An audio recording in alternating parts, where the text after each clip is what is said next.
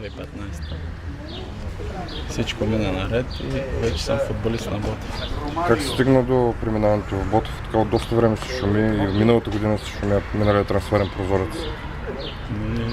Да, Ботев проявиха интерес към мен. Проведохме няколко разговори с ръководството и треньора и се разбрахме и в крайна сметка стигнахме до договор с отбора. Кое те накара да се върнеш в България и имаш ли други оферти? Накараме това, че Ботев има големи амбиции. Знаем за какъв отбор става на въпрос и за това се и връщам.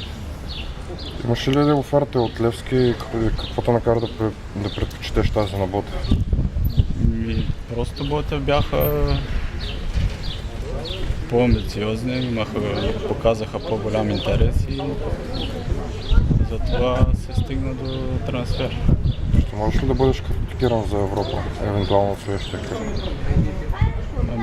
Надявам се да бъда картотекиран, не знам още как седат нещата, но се надявам близката седмица да се разбере дали ще бъда картотекиран или направо за първенството.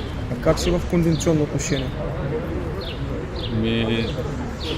Мисля, че съм добре, не съм на 100%, но сега за момента ще тренирам с втория отбор на Ботев, Раковски.